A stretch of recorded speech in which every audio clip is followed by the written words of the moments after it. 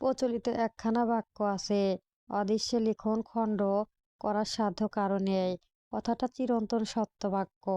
আমরা মানবকুল ভাগ্য শব্দটা এড়িয়ে চলতে পারি না। ভাগ্যে যেটা থাকবে সেটা আমাদের মেনে নিতেই হবে। সেখানে দুঃখ থাকলে তাই সই।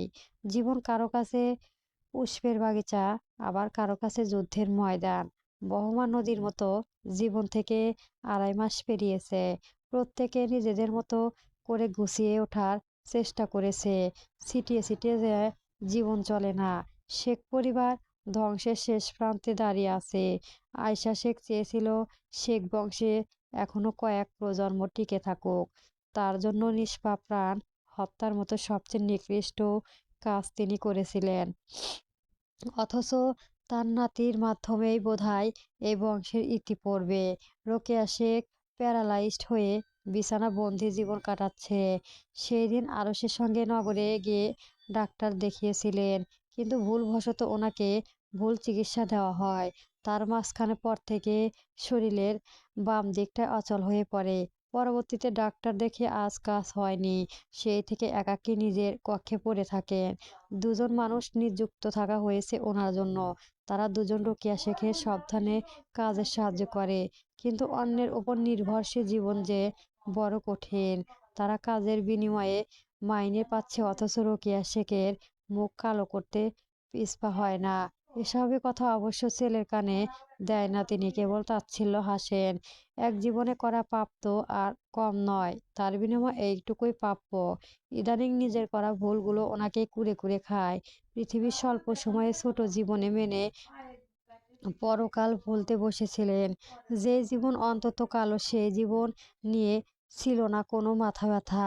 পার্থিব জীবনের ধন সম্পদের নিকট সব মিলে এসেছিল। এর খেসারত কিভাবে দেবে? মহান আল্লাহ কি ক্ষমা করবেন তাকে? তার করা ভুল আদৌ কোনো ক্ষমা হয়? রোকেয়া শেখ নিজের কক্ষে শুয়ে আছেন, দৃষ্টি নিবিষ্ট ছাদের দিকে, ভাবছে অনেকক্ষণ। স্বল্প সময়ে ব্যবধানে কিছুক্ষণ পরিবর্তন হয়ে গেল।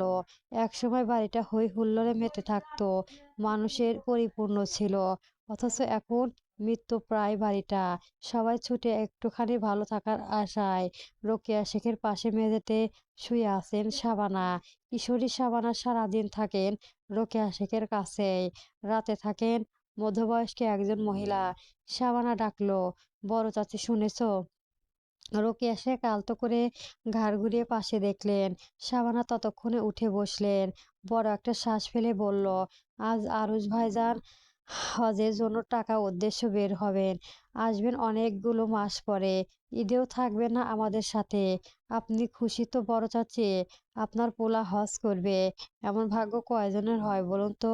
রোকেয়া শেখ মুচকি হাসলেন, কিন্তু চোখের কোণে জমে থাকা জলটুকু ঠিকই চিকচিক করেছে। রয়েস হয়ে আস্তে করে প্রত্যুত্তর করলেন, আমার ছেলেটা খারাপ না রে সাবু। সে কেবল আমার অভিনয়ের কাছে অসহায় ছিল। আল্লাহ তাকে এই জীবনে উত্তম প্রতিদান দিক। আমার জন্য যা হয়েছে সেটা আর ফিরিয়ে দেওয়ার সাধ্য আমার নেই। তবে পরকালে সে তার অর্ধাঙ্গিনীকে নিয়ে উচ্চস্থানে থাকুক, এটাই চায়। শাবানা বড় আবেগীয়। কিশোরীর বয়সে আবেগ বরাবরই ধরা ছোঁয়ার বাইরে থাকে। ফুপিয়ে কেঁদে ফেলল মেয়েটা। আমি বাড়িতে যাওয়ার সময় মাঝে মধ্যেই ভাইজানকে মসজিদে বসে কাঁদতে দেখি বড় চাচি। আল্লাহ ভালো রাখুক ভাইজানকে। রোকেয়া শেখ বিড়বিড় করে আওড়ালেন, আমিন। ব্যাস, দুজনের আর কেউ কোনো কথা বলল না। নীরবে পোলাং কিয়াং সময় খিলখিলির গতিতে প্রবেশ করেছে মুঠো মুঠোয় ঠান্ডা হাওয়া। রোকেয়া শেখ চোখ দুটো বুজে নিলেন। শাবানা ওড়নায় একাংশ দিয়ে নিজের চোখ মুছলেন। পরপরে বিছানার এক পাশ থেকে গামছা তুলে রোকেয়া শেখের সিক্ত বদন মুছে দিল। কিন্তু পরক্ষণেই আবার ভিজে গেল মুখখানা। ভালোবাসা শব্দটা বড় ছচ্ছল। এখানে কটা কোনো স্থান নেই।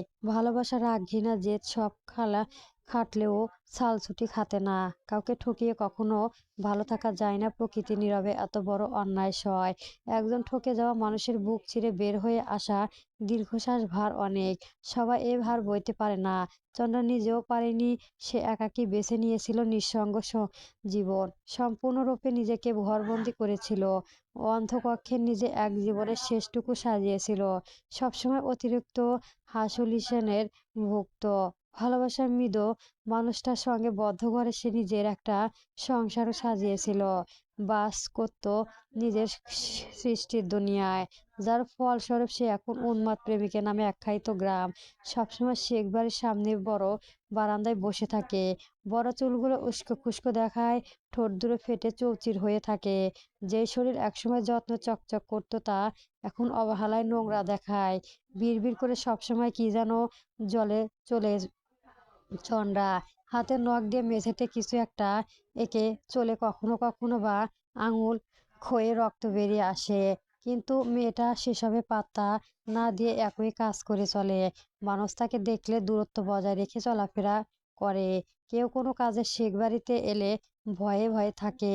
এই বুঝে অস্বাভাবিক আচরণ করা মেয়েটার সম্মুখে পড়ে গেল। গ্রামের বাচ্চারা শেখ বাড়ির বড় ফাটকের সামনে এসে মেয়েটাকে দেখে আবার হেসে গড়াগড়ি খায়। অথচ সে শোয়ে বিন্দুমাত্র খেয়াল নেই চন্দ্রার। বহু আগে সে ইহজাগিত সবকিছু থেকেই নিজেকে সরিয়ে নিয়েছে। চন্দ্রা প্রতিদিনের মতোই বারান্দায় বসে আছে। চুলগুলো মুখের উপর ছড়িয়ে ছিটিয়ে আছে। হাতের নখ দিয়ে মেঝেতে খুঁড়তে ব্যস্ত। অদৃশ্য কিছু একটা লিখেছে সেখানে। মুখ দিয়ে সবসময়ের মতোই উচ্চারিত হয়ে চলেছে তাইমুল নামটা। সে সময় বের হচ্ছিল আরশ। শাহরিয়াদের বাড়িতে যাবে দেখা করতে।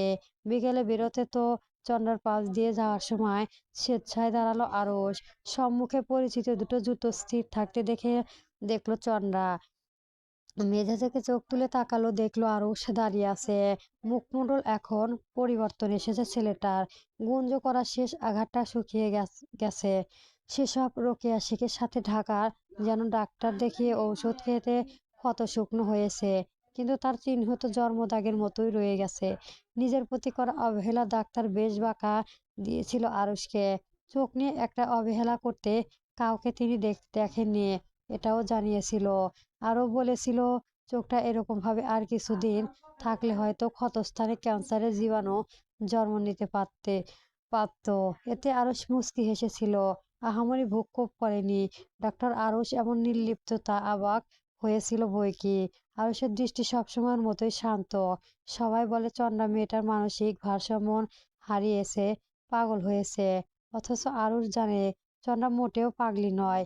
সে তো কেবল তার কাল্পনিক সংসার জীবন নিয়ে ব্যস্ত। চন্দ্রা নিজেও শুধায়, এখন চলে যাচ্ছেন? আরজ দুদিকে মাথা নাড়ালো।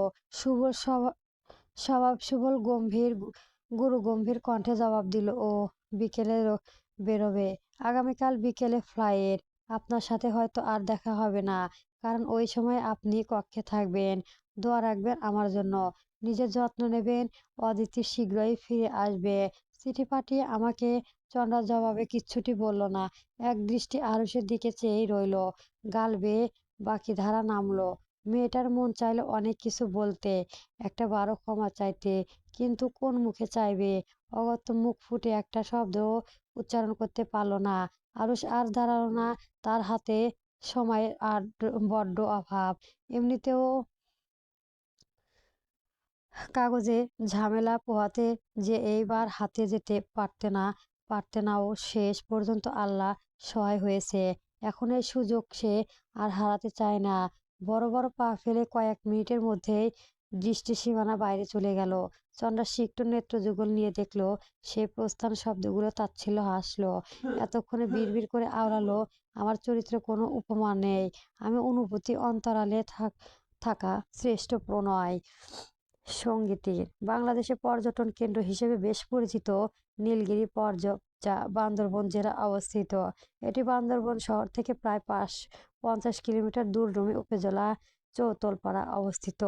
চিম্মুক থানাচি সড়কের পাশে সুউচ্চ পর্বে দেখতে পাওয়া যায়। এটি সমুদ্রপৃষ্ঠ থেকে প্রায় 2200 ফুট উচ্চ অবস্থিত। তাই একে বাংলাদেশের দার্জিলিং বলা হয়। এখান থেকে মেঘেদের সাথে সাক্ষাৎ করা যায়। নীলগিরি পাহাড়ের শৃঙ্খ দাঁড়িয়ে আছে অদিতি এবং লাবণ্য চৌধুরী, দুজনের শরীরে জড়ানো সালোয়ার কামিজ। মাঝখানে তারা পৃথিবীর বিলাস করে চলেছে, কখনো সমুদ্র, কখনো ঘন অভয়ারণ্য, কখনো বা পর্বত। শাশুড়ি বৌমা স্বপ্নের মতো সময় পার করেছে।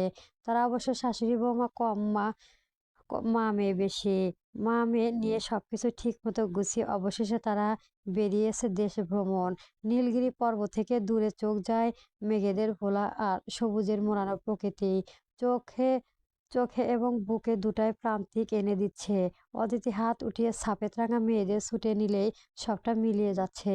অদিতি মৃদু হেসে বুক ভরে শ্বাস নিল। লাবণ্য চৌধুরী এক দৃষ্টি তাকিয়ে অদিতিকে পর্যকলাপ দেখলো। এই পর্যায়ে ভদ্রমহিলা হেসে ফেলল। আমাকে এইভাবে মানায় অদিতি, সবসময় এরকম প্রাণবন্ত থেকো মা, তোমাকে এভাবে দেখতে চায়। অদিতি দূরে একটা পাহাড়ের চূড়ায় চেয়েছিল। লাবণ্য চৌধুরীর কথায় ওনার দিকে ফিরল। প্রথমে একটু হাসলো, তবে তা স্থায়ী হলো না। এখন বাড়িতে ফেরার সময় চলে এলো। আমাদের জীবনের স্বপ্নের মতোই দিনগুলো এত সংক্ষিপ্ত কেন হয় মা? লাবণ্য চৌধুরী মুখে হাসি বাড়ালো, বললেন, সুখ আমাদের জীবনের সীমিত সময়ের জন্যই ধরা দেয়, তাই তো সুখের এত মর্যাদা। তবে দুঃখী নিও না। এইবার আমরা দার্জিলিং যাওয়ার প্রস্তুত নেব ইনশাল্লাহ। সামনে আমরা একসাথে চমৎকার আরো সময় কাটাবো। অদিতি নীরবে কিছুটা তাকিয়ে দেখলো পাশে দাঁড়ানো চমৎকার মনের রমণীকে, যার বাইরে আবরণের মতো মনটা ভীষণ দারুণ। একজন মানুষ তার আচার আচরণের মুগ্ধ হতে বাধ্য। অদিতি কোনো কথা ছাড়া আচমকায় জড়িয়ে ধরলো লাবণ্য চৌধুরীকে। মুখে লাবণ্য, ভাগ্যিস এক জীবনে আপনাকে পেয়েছিলাম মা, নয়তো এভাবে কেন কে আমার মন ভালো করতো। লাবণ্য চৌধুরী থমকে দাঁড়িয়ে রইল। সবটা কল্পনিত মনে হলো ওনার নিকট। আধ্যাত্মিক খুশিতে চোখে কোণে পানি জমলো। দুহাতে মেয়েটাকে নিজের বুকের মাঝে আঁকড়ে ধরলেন। হাস্যজলের কণ্ঠস্বরে বেশ জোরেই বললেন, শুনেছ, পাহাড়েরা আমার মেয়ে আমাকে মা হিসেবে কবুল করেছে। এই খুশিতে আমার কি এখান থেকে ঝাঁপ দেওয়া উচিত? অদিতি রবির হারিয়ে এদিকে প্রথমবারের মতো উচ্চস্বরে হেসে উঠল। হাসিটুকু সত্য, মন থেকে আসা। সঙ্গীত হলো লাবণ্য চৌধুরী। দুজনের হাসির শব্দ আশেপাশে থাকা মানুষেরা তাকালো, মুগ্ধ চোখে দেখে চলল। লোকে বলল, শাশুড়ি কখনো মা হয় না, আর বৌমা কখনো মেয়ে হয় না। আমরা মূলত আমাদের মনের ভুল ধারণা পোষণ করে থাকি। সবই হয়, তবে তার ব্যক্তি বিশেষ পরিবর্তন হয়। সবাই সব রূপে নিখুঁত হতে পারে না। আবার কেউ কেউ হয়েও থাকে। এরকম মানুষের সংখ্যা পৃথিবীতে বুকে জন সামান্য। এই সামান্য মানুষেরা আছে বলে ধরনী এখনো এতটা সুন্দর, মনোমুগ্ধকর আছে। অদিতিরা নতুন করে বাঁচতে শেখে, জীবনের নতুন অর্থ খুঁজে পায়। সাহেরিয়া দুপুরে খাবার খেতে বসেছে। খাবার প্রায় শেষের দিকে। কমলিকার 5.5 মাসের ফুলো পেটটা নিয়ে পাশেই বসে আছে। হাত পাখা দিয়ে বাতাস দিচ্ছে সাহারিকা। ববিতার সাপ পুকুরে গেছে গোসল করতে। আগেরকার মানুষ তিনি। পুকুরের শীতল পানি ছাড়া অন্তরে স্বস্তি মেলে না। সাহেরের মুখের এক লোকমা ভাত তুলে পাশে তাকালো। কমলিকাকে জিজ্ঞেস করলো, কখন খাবে তুমি বেলা তো কম হয়নি? কমলিকা মুচকি হাসলো। শাড়ির আঁচল উঠিয়ে সাহেরিয়ার কপাল জমে থাকা বিন্দু বিন্দু ঘামের কণাগুলো মুছিয়ে দিল। মানুষটা গরম অত্যাধিক। শীতল গরম মানামানিক নেই। জবাব দিল, মা এসে নামাজ পড়ো, তারপর খেয়ে নেবে একসাথে। সাহেরিয়া মাথা নেড়ে আচ্ছা বোঝালো। ফের শুধালো, শরীর কেমন আছে? সামনের সপ্তাহে ডাক্তারের কাছে যাব আবার। কমলিকা ভ্রু কুঁচকে তাকিয়ে রইল। পরনের দিন আগে না গিয়েছিল ডাক্তারের কাছে, তাহলে আবার এত তাড়াতাড়ি কেন? বড় একটা শ্বাস ফেলে বলল, বাচ্চা কাচ্চা আর নাতি না আমি, এটাই শেষ। পুরুষ মানুষের এত ঢং দেখা যায় না, বাপে জন্মাও দেখিনি। সাহেরিয়া খেতে খেতে হেসে উঠল। সেভাবে ভ্রু উঁচিয়ে প্রশ্ন করলো, তোমার বাপের জন্ম তুমি জন্মদিনের মেয়ে, জন্মালে তবে না দেখবে। কমলিকা কিছুক্ষণ হাবলার মতো তাকিয়েই রইল। কথাটা ভুল বলেনি সাহেরিয়ান। পরেক্ষণ নিজেও হেসে ফেলল। তখন আস্তে দেখা গেল আরুষকে। সাহেরিয়া এর খাওয়া শেষ। খেতে তার আহামরি সময় লাগে না। তাড়াহুড়ি হাত ধুয়ে নিল, গামছা হাত মুছে ঘর থেকে নেমে গেল। আরুষ। বাড়ির আঙিনায় আস্তে আস্তেই নিজের সাথে জড়িয়ে ধরলো, কেঁদে ফেললো ছেলেটা। এটা অবশ্য খুশির কান্না। আরুষের থেকে যেন শাহরিয়া নিজেই বেশি খুশি। আরুষ হাসছে। আরে আরে কাঁদছিস তুই মেয়েটা মতো? সিন কাঁদুনের কবে খালি দোস্ত। কান্নায় দারুণ শাহরিয়া এর পিঠে কাঁদছে। বিগত এই 2.5 মাস শাহরিয়া ছিল আরুষের নিত্যদিনের সঙ্গী।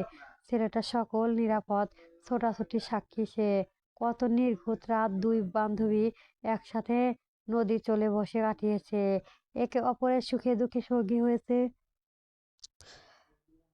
ছেলেটা এক প্রকার হাল ছেড়ে দিয়েছিল। শাহেরিয়া নিজের সামলিয়ে বলল, অবশেষে তো স্বপ্ন পূর্ণ হচ্ছে দোস্ত। আল্লাহর কাছে ক্ষমা চাওয়ার বড় একটা সুযোগ পাচ্ছিস। আরুষ হাসলো। শাহেরিয়া পিঠে দুটা থাবা মারলো। আল্লাহ উত্তম পরিকল্পনাকারী। শাহেরিয়া আরুষকে ছেড়েও দাঁড়ালো, মাথা নেড়ে মৃদু হাসলো। ভালোদের সাথে মহান আল্লাহ কখনো অবিচার করেন না। একটু থেমে ফের বলল, চিঠিখানা দিন 10 আগে পাঠিয়ে দিয়েছে, হয়তো এতক্ষণও গন্তব্যে পৌঁছে গেছে। আরুষ খুশি হলো, এই কথাটা জানা প্রয়োজন ছিল তার। ব্যস্ততার জন্য শোনা হয়ে ওঠেনি। কমলিকার ঘরে দাঁড়িয়ে ছলছল চোখে দুই বন্ধুর আলাপ আলোচনা দেখতে চলল। সে এই ছোট জীবনে এত চমৎকার বন্ধু কখনো দেখেনি।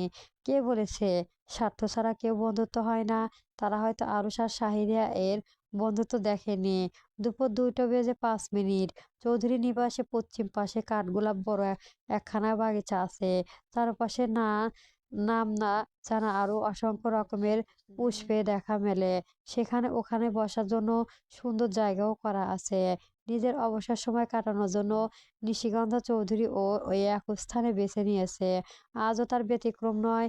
দুপুরে খাওয়া শেষ করে এসে বসেছে নিজের জন্য বরাদ্দকৃত চেয়ারটারে। হাতে আজকের খবরের কাগজ। বিগত কয়েকদিন থেকে কোম্পানির কাজে চাপে তিনি একেবারে ফুল সং পাচ্ছে না। দেশ বিদেশে খবর জানার সুযোগ হচ্ছে না। বাবার সাথেও শেষ দেখা হয়েছে 3 দিন আগে। ভেবে রেখেছে আজ রাতে বাবার নিবাসে যাবে। ভাবনার মাঝে কারো উপস্থিত অনুভব করলেন নিশিগন্ধ চৌধুরী। তিনি জানেন কি আসতে পারে এই সময়ে। কোনো প্রকার অনুমতিবিহীন তার সান্নিধ্য আসার মতো এটুকু স্পর্ধা কারণ আছে। হাতে খবরের কাগজটা ভাঁজ করে সামনে গেল, টেবিলে রাখলেন। হাসি মুখে পাশ ফিরে দেখলেন। ইশারায় একটা চেয়ার দেখিয়ে বললেন, বসো মা। পাশে দাঁড়িয়ে আছে গুঞ্জরিকা। এখন বেশভূত একটু পরিবর্তন এসেছে বই কি, তবে ইসলামের নির্ধারিত পর্দা থেকে সরে যায়নি। উল্টা নিজেকে একটা গতিতে বেঁধে রেখেছে। কেবল পোশাক আশাকে একটু ছচ্ছলতা এসেছে, এই তো। মেয়েটা আধারে কোনায় ঘেঁষে মুচকি হাসি রেশ ছাড়লো। বসলো নিশিগন্ধা চৌধুরীর মুখোমুখি অপর চেয়ারে। 2.5 মাস আগে সেই বীভৎস রাতে অসহায় গুঞ্জুরিকে আশ্রয় দেওয়ার মানুষটার সঙ্গে সে ত্যাগ করতে পারেনি। নিশিগন্ধা চৌধুরীর মমতাহীন মা ডাকার ফেরানোর সাধ্য হয়নি। থেকে গেছে তার আপনজন হয়ে এই সুবিশাল নিবাসে। তবে গুঞ্জরিকা শর্ত দিয়েছে সে নিজের উপার্জনের টাকা চলবে। মুচকি হেসে সেটাও মেনে নিয়েছে নিশিগন্ধা চৌধুরী। দুহাতে আগলে বুকে আশ্রয় দিয়েছিল মেয়েটাকে। গুঞ্জরিকা যেহেতু শিক্ষিত ছিল, তাই একটা বিদ্যালয়ে শিক্ষকতা পেশায় নিযুক্ত করেছিলেন তিনি। সেই বেতনে গুঞ্জরিকা নিজের মতো চলে। এই মাসে খানে এইমাত্র মাসখানেক খানেক আগে গুঞ্জরিকা ভীষণ জ্বরের কবলে পড়েছিল। 7টা দিন হাসপাতালে ছুটোছুটি করলেন নিশিগন্ধা চৌধুরী নিজেই। মেয়েটাকে মোটামুটি সুস্থ করে বাড়িতে আনলে নিজের 3 বেলা যত্ন করে সুস্থ করে তুলবে। তার মতো একজন বড় মানুষ গুঞ্জরিকাকে চোখে হারায়, এতে অবশ্য বড্ড অবাক হয় গুঞ্জরিকা, কিন্তু তা নিয়ে কখনো প্রশ্ন করে ওঠেনি। কিছু জানার সুযোগও করেনি। সে কর্মকাজ কয়েকজনের সহ হায়দার আলী থেকে শুনেছে যে তার মতো নিশিগন্ধা চৌধুরী এতটা নিকেট আর অধিক কেউ যেতে পারেনি। ভীষণ অদ্ভুত লেগেছে বিষয়টা গুঞ্জরিকার নিকট। নিশিগন্ধা চৌধুরী একদৃষ্টি গুঞ্জরিকার দিকে তাকিয়ে রইল। মেয়েটার মাঝে কোনো হেলদোল না দেখে প্রশ্ন ছুড়ল, কিছু বলবে মা? গুঞ্জরিকা ভাবনা চুপ হলো, একটু নড়ে চড়ে বসলো, মুখে হাসি বজায় রেখে বলল, বড় মা কিছু বিষয় জানাচ্ছিল। নিশিগন্ধা চৌধুরী মাথা নাড়ালো। প্রশ্নগুলো সম্পর্কে তিনি বিগত ঠিকই জানে, এই জিজ্ঞাসা করতে পারে সামনে বসা রমণী। তবুও হাসি মুখে অনুমতি দিলেন। অবশ্যই মা। গুঞ্জরিকা কিছুক্ষণ থমকে এসে বসলো। একটু সময় নিয়ে শুধালো, কানাঘুষো থেকে শুনেছি আপনার নাকি বিয়ে হয়েছিল বড় মা। প্রশ্নটা শোনা মাত্রই উত্তর দিল নিশিগন্ধা চৌধুরী, ঠিক শুনেছেন। গুঞ্জরিকা বেশ অবাক হলো। তার রেশ চোখ দুটোতে ছাড়লো। সেভাবে জানতে চাইলো, তাহলে সে সংসার কোথায় গেল বড় মা? সব ছেড়ে আপনি এখানে কেন? নিশিগন্ধা চৌধুরী আধার প্রসারিত করে হাসলেন। কিন্তু গুঞ্জরিকা খেয়াল করে দেখলেন সে হাসিতে প্রাণ নেই, তবুও নিশ্চুপ রইল। উনি বলেছেন, 6 মাস সংসারে ছিল আমরা। স্বামীর মৃত্যুর পর জানানো হয়নি শ্বশুর বাড়িতে। গুঞ্জরিকা আকাশ থেকে পড়ল। বুকটা ব্যথিত হলো, চোখ দুটো ভিজে এলো। এত সম্পদ, এত ক্ষমতা, এত ধৈর্য ও পারেনি একটা সংসারে জায়গা করে নিতে। হায় রে ভাগ্য! গুঞ্জরিকা কি বলবে ভেবে পেল না, তাই নীরবকে প্রাধান্য দিল। গুঞ্জরিকা মনে মনে ঘুরপাক করতে থাকা প্রশ্নগুলো নিষ্পদ্ধ তৈরি সহজেই বুঝলেন। ক্ষীণ হাসলেন। আমি বাবার কপালিত কন্যা। যাকে তিনি এই সুবিশাল সাম্রাজ্যের রাজকন্যা বানিয়ে রেখেছেন, সে তার নিজের স্ত্রী নয়, সন্তান নাই। বাবা আমাকে পেলেছিলেন একটা লঞ্চ যাত্রায়, মৃত্যুযাত্রায় আমার বাঁচিয়েছিলেন বাবা। বাবার কোনো সন্তান না থাকায় তিনি নিজের মতো করে গড়ান। আমি জানতাম না তুমি আসবে এই শহরে। তোমার অত্যাধিক আত্মসম্মান কিনা, সেই আত্মসম্মান বোধ ঠিক আনবে এখানে। আমি তো দূর হয়েও ঠিক খুব কাছেরই কেউ। তোমার অতীত বর্তমান সবটা সম্পর্কে আমি আগত। কথাগুলো বলে নিজের থেকে আঁখি জোড়া বুজে নিল নিশিগন্ধ চৌধুরী। চেয়ারে মাথা এলিয়ে দিলে গুঞ্জরিকার গাল বেয়ে টপটপ করে পানি কয়েক ফোঁটা গাড়িতে পড়ে এসে পড়ল। করতে পারল না। সূক্ষ্ম একটা ব্যাকুলতা অনুভব করলো। আজ তার কাছে সবটা পানির মতো খোলাসা। বড়মা উচ্চারিত শেষের বাক্যটা সবটা খোলাসা দিল বৈকি। গুঞ্জরিকা ইচ্ছে করে আর কিচ্ছু বলল না। গুঞ্জরিকা বড় একটা শ্বাস ছেড়ে ফেলে উঠে দাঁড়ালো তৎক্ষণাৎ। তার তৎক্ষণাৎ শান্ত নারীর কণ্ঠে প্রশ্ন ভেসে এলো, কোথায় যাচ্ছ? গুঞ্জরিকা ততক্ষণে নিজের সামলিয়ে নিয়ে স্বাভাবিকভাবে জবাব দিল, আপনাকে ছেড়ে যাওয়ার জন্য আপনার সঙ্গে দেয়নি বড় মা। একটু কাজ আছে, তাই বাইরে যাচ্ছি। ও যথাসময়ে ফিরে আসবো। নিশিকান্ত চৌধুরী তখনও নেত্রে যুগল বুজে আছে। গুঞ্জরিকা উপরের চোখে পাতা মেলে তাকিয়ে স্নিন হাসলো। গুঞ্জরিকা হাসি মুখে বিদায় নিয়ে নিজের কাজে চলে গেল। তার কাজে সম্পূর্ণ অবগত বড় মা। ডাকঘরে মেয়েটার নাম বরাদ্দ একটি চিঠি 3 দিন ধরে পড়ে আছেন। সেটা সন্ধ্যায় পেরিয়ে, কিন্তু ওই কিছু সময় সব মুখ ফুটে বলতে নেই।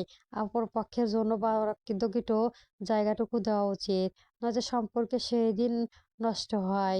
19 দিনের ব্যবধানে সময় এগিয়েছে, চলেছে জিলহজ মাস। আমাকে মাস 10 বার দিন। পবিত্র ঈদুল আজহার দিন, আজকের দিনে কার্যক্রমের মধ্যে পড়ে মুজদাফির থেকে মীরা বড় বিপদার সঙ্গে সাইদবাদের সকল কার্যক্রম পালন করেছে। আজ মিনার অবস্থান করেছে। আগামীকাল সকালে তাওয়াফের উদ্দেশ্যে রওনা দেবে। আজ পায়ে হেঁটে ভোর থেকে সপ্তাহ অবধি সকল কার্যক্রম পুনস্থনভাবে পালন করেছে। যার দারুণ ক্লান্তিতে শরীর আর সায় দিচ্ছে না। ঈশার নামাজ আদায় করে আরুষ বসেছে মাত্র। খাবার কিনে এসেছে সে, এগুলো খেয়ে শুয়ে পড়বে আরুষ। ক্লান্ত থাকা স্বল্প সময়ে ঘুমের দেশে পাড়ি জমায় ঈদুল আজহার দ্বিতীয় দিন, অর্থাৎ 11ই জিলহজ। আজ ফজরের নামাজ আদায় করে সকালের নাস্তা সেরে অন্যান্য মুসলমান হাজিদের সঙ্গে 6টা নাগাদ বের হলো আরুষ। তাওয়াফের জন্য প্রথম সারিতে দাঁড়ালো। একবার ঘুমে এসে পবিত্র কাবা শরীফ আলতো করে ছুঁয়ে দিল। প্রথমের সারিতে থাকা পবিত্র কাবা শরীফ ছুটে খুব একটা অসুবিধা হলো না। 2 হাতে কাবা শরীফ ছুঁয়ে সেটায় মাথা ঠেলে ফুঁপিয়ে কেঁদে উঠল আরুষ। জীবনে এই প্রথমবারের মতো মানুষ খুলে কাঁদলো মেয়েটা। ছেলেটা কাঁদতে কাঁদতে আওড়ালো, আমি তোমার গুনাহগার বান্দা মাবুদ। আমার পূর্বের সকল পাপ ধুয়ে মুছে সাফ করে দিও। কলুষিত মনটা স্বচ্ছ পানির মতো করে দিও। সকল প্রকার পাপ কাজ থেকে দূরে রেখো। তোমার পক্ষ থেকে হেদায়েত না দিয়ে কয়েকবার বাসিন্দা করে নাও। আমার স্ত্রী আমার গুঞ্জরিকাকে আমার কাছে ফিরিয়ে আনার একটা সুযোগ দাও আল্লাহ। একমাত্র প্রকৃতি হারার সঙ্গী ছাড়া জান্নাতে একসঙ্গে থাকা সম্ভব নয়। আল্লাহ, তুমি আমাকে আমার প্রিয়তমার সাথে জান্নাতে থাকার একটু টুকরো সুযোগ দিও। কান্নায় দারুণ পিঠ কাঁপছে আরশ। ক্রনন্দ গলায় সাইদুলের ইস্তেগফার করল, ক্ষমা চাইল আল্লাহর দরবারে। হে আল্লাহ, তুমি ছাড়া প্রতিপালক, তুমি ছাড়া কোনো ইলা নেই। তুমি আমাকে সৃষ্টি করেছো, আমি তোমারই বান্দা। আমি আমার সামর্থ্য মতো তোমার প্রতিশ্রুতি ও অঙ্গীকারের উপর অটল আছি। আমি যা করেছি তার অনিষ্ট থেকে তোমার কাছে আশ্রয় চাই। আমার উপর তোমার দোয়া নিয়ামতের কথা আমি স্বীকার করছি এবং আমি আমার পাপের কথাও স্বীকার করছি। অতঃপর তুমি আমাকে ক্ষমা করো, কারণ তুমি ছাড়া আর কেউ পাপ ক্ষমা করতে পারে না। ইস্তেগাব সহ বেশ কয়েকবার তওবা পড়ল আরশ। দাঁড়িয়ে রইল কিছুক্ষণ সেভাবেই, বুকটা স্বস্তিতে ছেড়ে যাচ্ছে। এত শাস্তি এ জীবনে আজ অবধি পায়নি আরশ। ইসলামের সঙ্গ বুঝি এতটাই তৃপ্তদায়ক হয়। সৌদি আরব থেকে বাংলাদেশের সময়ের ব্যবধানে 3 ঘন্টা, অর্থাৎ বাংলাদেশের সময় 3 ঘন্টা এগিয়ে। সেই হিসেবে বাংলাদেশের ঘড়ি এখন সকাল 9টা বাজে। এদেশে আজ ভোর রাত থেকেই মুষলধারে বৃষ্টি হয়েছে, থাকার কোনো নামগন্ধই নেই। চারপাশে পরিবেশ দেখে মনে হচ্ছে সন্ধ্যা 6টাই বাজে। আবাসা আধারে নির্মাজিত প্রকৃতি, অবলম্বন তার রোদ থামিয়ে মাত্রই। গুঞ্জরিকা আজ বুকটা ভীষণ অস্থির লাগছে, তাই এই বৈরী আবহাওয়া হাঁটতে বের হলো। হঠাৎ করে যেন মেয়েটার ঘাড়ে মনে দাঁড়াচ্ছিল না। দৃশ্য কিছু অদৃশ্য কিছু একটা যেন আগ তাকে তাড়া করে বেড়াচ্ছে। আজ শুক্রবার, সাপ্তাহিক ছুটির দিন। আজকে এই বৃষ্টিমুখ দিনটা সে নিজের নামে বরাদ্দ করলো। কারো বাধা নিষেধ মানে না সে, রাখবে না কোনো কিছু টান। গুঞ্জরিকে হাঁটতে হাঁটতে বেশি খানিকক্ষণ দূরেই চলে গেল। একাকী নির্জন রাস্তায় ধরে হাঁটতে বেশ লাগছে। এই রাস্তাটা সবসময় একই নীরব থাকে, আহামরি মানুষের চলাচল নেই। রাস্তার পাশে একটা কৃষ্ণচূড়া গাছের নিচে এসে দাঁড়ালো গুঞ্জরিকা। কালো পিচের রাস্তা পেরিয়ে পাশে কর্মমগ্ন নদীর মাটিতে ঠায় দাঁড়িয়ে রইল মেয়েটা। এক দৃষ্টিতে গাছের ডালে থাকা একজোড়া নাম না জানার দিকে তাকিয়ে রইল। ভীষণ সুন্দর একটা দৃশ্য চোখের পর্দায় ভাসলো। ঠোঁটের কোণায় উপচে তার খুশি ভিড়ে জমিয়েছে। আরিকাকে সঙ্গে নিয়ে আসেনি গুঞ্জরিকা। বিছানার পা মেলে শুয়েছিল সে, তাই বিরক্ত করেনি। গাছের শখটাও বসে থাকা পাখিটা ভীষণ অভিমান হয়েছে। সে মুখ ফুটিয়ে অন্যদিকে ঘুরে বসে আছে, আর মেয়েটা পাখিরা তাকে মনোযোগ নিয়ে চেষ্টা করেছে। এ পর্যায়ে মেয়ের পাখি ওই ডাল থেকে উড়ে অন্য ডালে যেয়ে বসে। ছেলে পাখিটা ওইখান থেকে উড়ে যেতে অর্ধাঙ্গিনীর পাশে বসলো। সেখানে বসেও মানানোর চেষ্টা করলো, কিন্তু পাখিটা মানল না, আবার জায়গা পরিবর্তন করলো। এসব দেখতে গুঞ্জরিকার ঠোঁটে কোণে দৃশ্যমান স্নিগ্ধ হাসিটা বাড়লো। এটা যেন ওর আর শেখবাবুর জীবনের মতো জীবন্ত একখানা চিত্র। গুঞ্জরিকা পার্স ব্যাগ থেকে একটা চিঠি বের করলো, যেটা গ্রাম থেকে আসার শেষ চিঠি। গুঞ্জরিকা তারপর প্রতি মাসে আরুষের থেকে একটা করে চিঠি আসে সেই ডাকঘরে। গুঞ্জরিকা ফিরতি কোনো চিঠি পায় না, অথচ চাতক পাখির মতো অপেক্ষা থাকে অপরপক্ষে একখানা চিঠি। যত সময় নিজে এসে ডাকঘর থেকে তুলে নিয়ে যায়। হাতে থাকা চিঠিটা আরুষের হাতে যাওয়ার আগে পাঠিয়েছিল। গুঞ্জরিকা সপ্তমবারের মতো সেটা চোখের সামনে মেলে ধরল। সেখানে লেখা, গুঞ্জরিকা প্রামাণিক। আলহামদুলিল্লাহ, এইবার হজে যাওয়ার সুযোগ দিয়েছে আল্লাহ তাআলা। পবিত্র কাবা শরীফ ছুঁয়ে মহান রাব্বুল আলামিনের দরবারে তোমাকে চাইব। তোমার সম্পূর্ণ নাম থেকে আমার গুঞ্জ সম্বন্ধ করা সময় ঠিক আসবে। আমি বিশ্বাস রাখি ঠিক আসবে। গুঞ্জরিকা একটু পড়ল, সঙ্গে সঙ্গে আওড়ালো আলহামদুলিল্লাহ। ঠোঁটের কোণ থেকে আজ হাসি সরছে না মেয়েটার। আজ বড় আবেগী হয়ে পড়েছে সে। এই সবের মধ্যে কখন যে রাস্তার মাঝখানে এসে উপস্থিত হয়েছে টের পায়নি। একটা গাড়ি হর্নের শব্দে হুঁশ ফিরল, কিন্তু ততক্ষণে অনেকখানি দেরি হয়ে গেছে। মেঘলা আকাশ বিধার চারপাশে অন্ধকারে ছেয়ে হয়ে আছে। আলোর উপস্থিত কম দুটো সচ্ছল চোখের মণিতে প্রতিফলিত হলো বড় দুটো হেডলাইনের আলো। অতঃপর সেকেন্ডেরও ব্যবধানে চূড়ান্ত বড় একটা ট্রাপে ধাক্কা শিরচোর দেহখানা ছিটকে যে অনেকখানি দূরে পড়ল। মাথাটা বাড়ি খেলো পিচ ঢালা রাস্তায়। সেখানে ডক্টরের স্রোত বেয়ে চলেছে। গুঞ্জরিকার বুকটা জোরে জোরে দুবার ওঠানামা মতো একটু নাড়ল। ব্যথিত নেত্রজল আস্তে ধীরে বুঝে গেল হাতের মুঠোতে আগলা হয়ে গেল। একদরফা বেইমানি হওয়ার চিঠিখানা জড়িয়ে নিজের সঙ্গে নিয়ে গেল। দূর থেকে কিছু একটা দৌড়ে আসতে দেখা গেল। ট্রাক গেছে, নয়তো ড্রয়িং রুমে বড় আঙ্কেল টাকা জমি জমা দিতে হবে। এই রাস্তার বড় গাড়ি চালানো এক প্রকার নিষেধজ্ঞান আছে, তবুও কম সময়ের অন্যত্র যাওয়ার জন্য লোকচক্ষুর আড়ালে দুই একবার বড় গাড়ি যায় এভাবেই। আকাশের ফুটে আবারও ঝলমলিয়ে বর্ষণ নেমে এলো, ভিজিয়ে দিল নিথর গুঞ্জরিকার সর্বাঙ্গ ফর্সা। আনন অধিকার কোমল হয়ে উঠল। হাত খোপা করা কিশোর মেরে রইল রাস্তায়। পানির সাথে এঁকে এঁকে অদ্ভুত এক চিত্রের সৃষ্টি। কারণ বৃষ্টির ছাদে রচিত হলো নতুন কিছু কাব্য, কিছু গল্প কখনো শেষ হয় না মাঝপথে। কেবল আমাদের থেমে যেতে হয় বাস্তবতার নিয়মে। জীবন থেমে 5টা বছর ফুরিয়েছে। এখনকার চিঠি হাতে সে বৃদ্ধ কৃষ্ণচূড়ার বিপরীত নিচে দাঁড়িয়ে আছেন নিশিকান্ত চৌধুরী।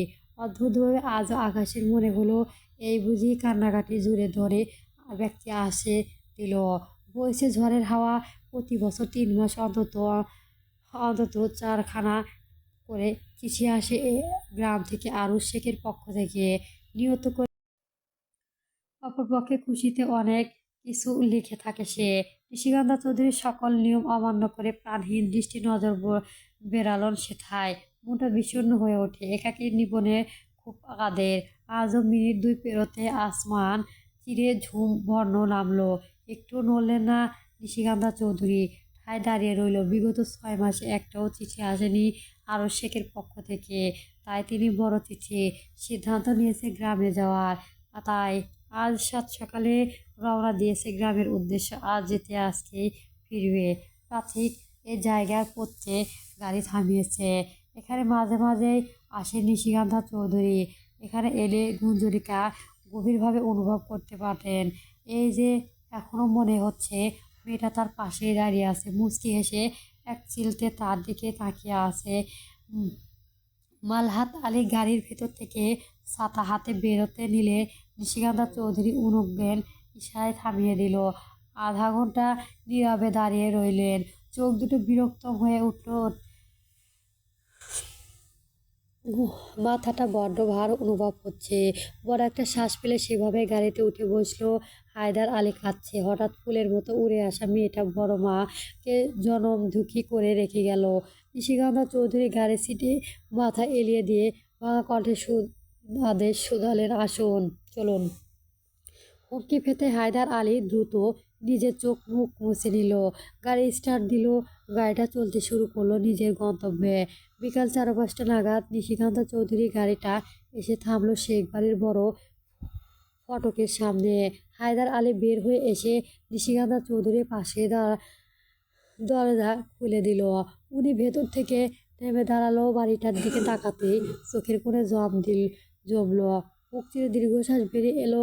কর্কশ স্মৃতি পাওয়া জীবনের সবচেয়ে সুখী ছিটকে লোহার গ্রিন জং ধরে গেছে, খুলে খুলে পড়েও যাচ্ছে। এ সময়ে প্রাণবন্ত ঘড়িটা এখন প্রাণহীন দেখাচ্ছে। সোনা জামে দেওয়ালে গুছিয়ে সবুজ হয়ে আছে। আচ্ছা, কেউ কি থাকে না এখানে? কেউ জানে? নিশিকান্ত চৌধুরী এক ঝলক চারপাশ দেখলো। অতঃপর স্নান গতিতে হেঁটে ফটকের নিকটে গিয়ে বসলেন। আলতো করে চুপ দিতে ক্যাচ ক্যাচ করে শব্দ তুলে সেটা খুলে দিল। বাড়ির ভেতরে প্রবেশ করলো। চারপাশে ঝোপঝাড় বেড়ে আগেকার সময়ে রাজা রানীদের ভুলতে মহলে মনে হচ্ছিল। নিশিকান্ত চৌধুরী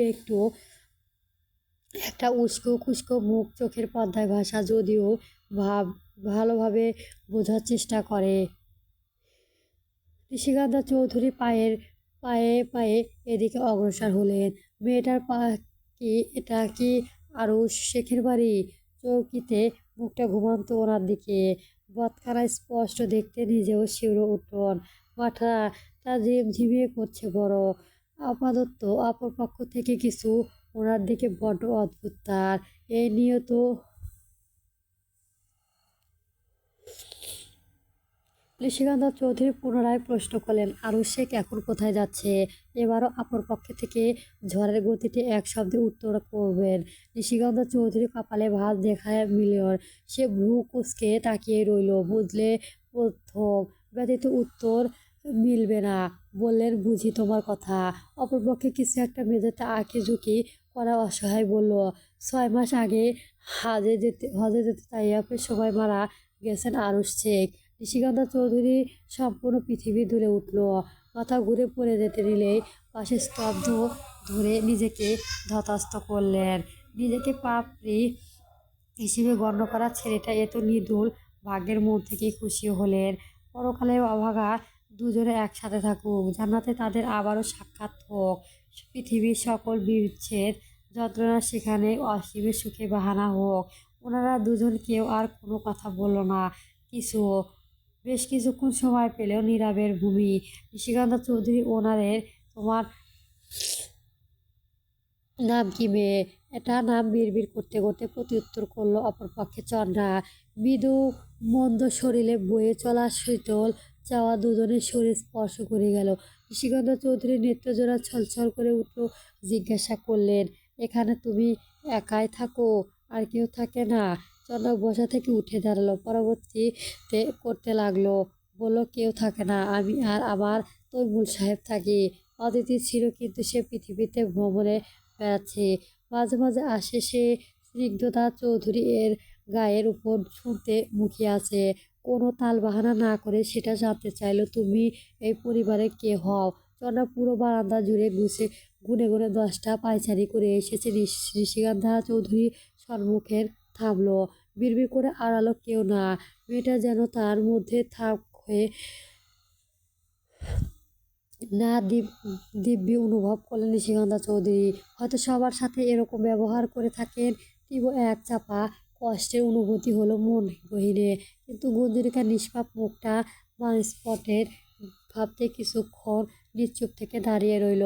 পিছনে দাঁড়ানো হায়দার আলী এবং সম্মুখে দাঁড়ানো রমণীকে চোখ চমকে দিয়ে বলে বসলো, কখনো যদি জানতাম আমার সন্তান হয়ে তুমি নিষ্পাপ মানুষ হবে, প্রাণ হত্যার মতো পাপ করে কাজ করব, এমনকি কারো সংগ্রাম করতে পৃথিবীতে আলো দেখাতাম না।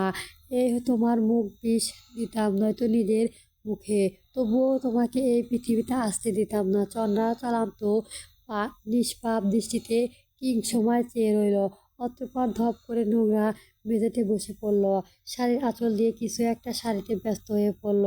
নিশিকান্তা চৌধুরী গাল বেয়ে নীরব টপ টপ করে পানি বেয়ে ঝরল। আস্তাগফিরুল্লাহ। চন্দ্রা বিড়বিড় করে আওড়ালো, আমি শব্দহীন এক অভিমান, যার ভাষা কখনো কেউ বোঝেনি। একটু থমকে তামরা মেঝেতে শুয়ে শাড়ির আঁচল দিয়ে নিজের মুখখানা ঢেলে ফেলল। অবচেতন মনে এইবার বেশ জোড়া গলায় বলল, আপনিও আমাকে বুঝলেন না? ফিরে যান, আমি বড় দুর্ভাগ্য। পরবর্তী গল্প পেতে আমার চ্যানেলটি সবার আগে সাবস্ক্রাইব করে রাখবেন। ধন্যবাদ। গল্প পরগাথা চলবে।